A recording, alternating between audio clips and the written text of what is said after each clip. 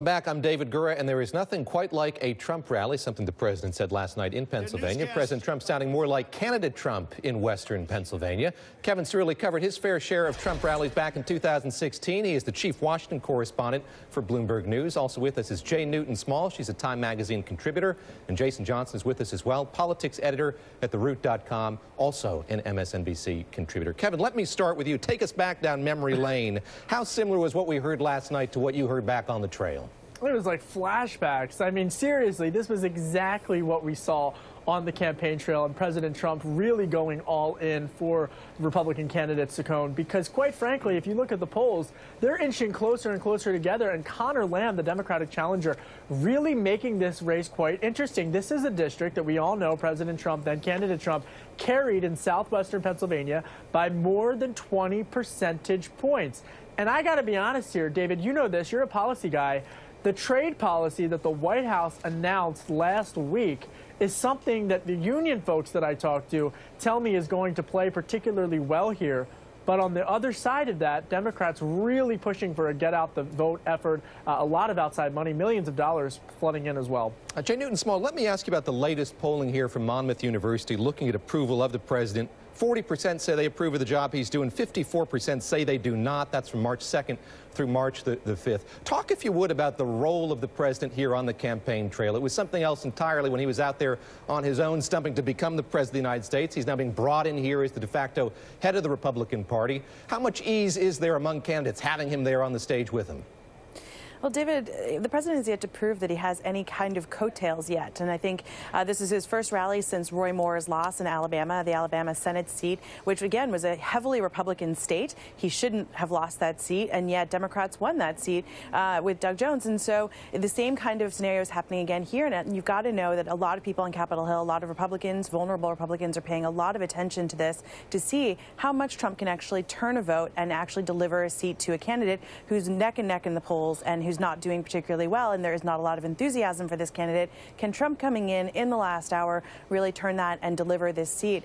And if he doesn't actually do this, you might actually see more retirements happening. You've already seen a record number of retirements, Republicans, incumbents so far this year in this cycle, and you might see more because they're going to see that it's going to be very, very hard to run for re-election come November. Jason Johnson, we talked at great length leading up to the election after President Trump was elected and inaugurated about him metamorphosing, becoming more presidential, and that's something that he sort of mocked last night on stage, even did a different voice when he said that there was an attempt to make him sound presidential. Are you surprised that there hasn't been more of a transformation at this point? No.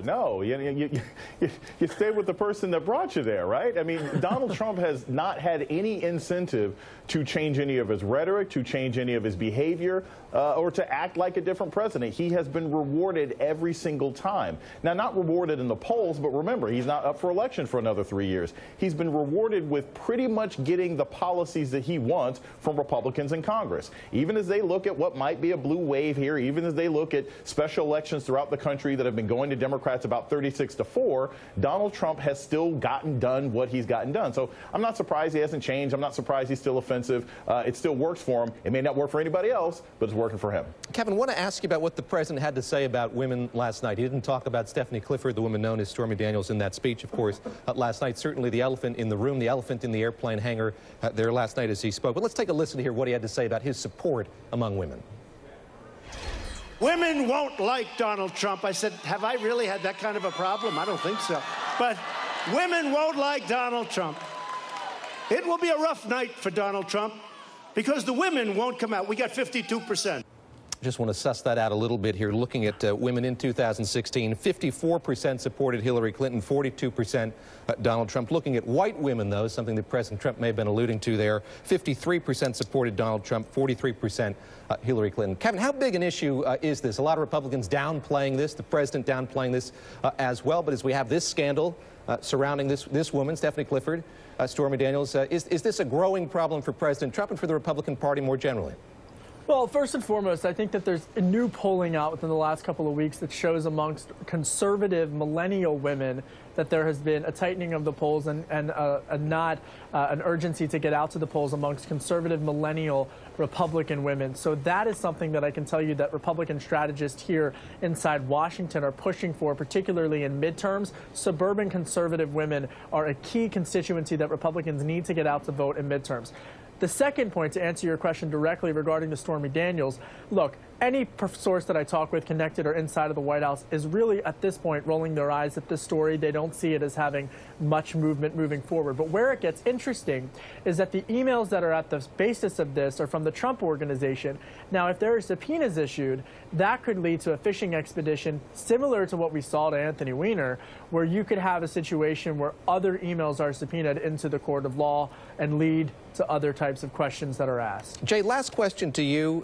Kevin brings up Anthony Weiner. We're at the point of this scandal where we're looking for precedent. We're looking at past instances of when there has been scandal and adultery and the like. I know that you covered John Edwards when he was running for president and all that emerged. We've seen that parallel being drawn now with Rielle Hunter. Take us back to Orangeburg, South Carolina, when those allegations came to light and you were on the campaign trail. How similar are the allegations there when you look at the potential violations here of campaign finance law?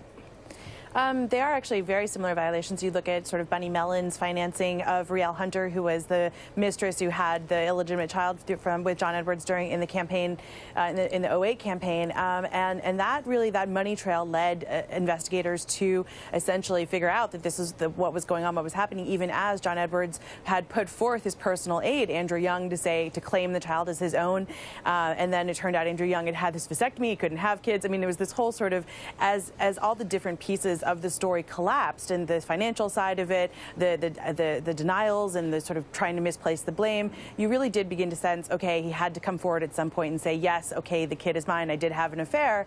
I feel like the same thing is kind of happening with Donald Trump, where as all these pieces come forward, including Stormy Daniels herself saying this happened, he's at some point going to have to address this and say whether or not it happened and what exactly happened with this payment. Great to speak to all three of you. Thank you very much. That's Jay Newton Small of Time, Jason Johnson, Kevin Cirilli, thanks to you as well. Thank you. Well, the White House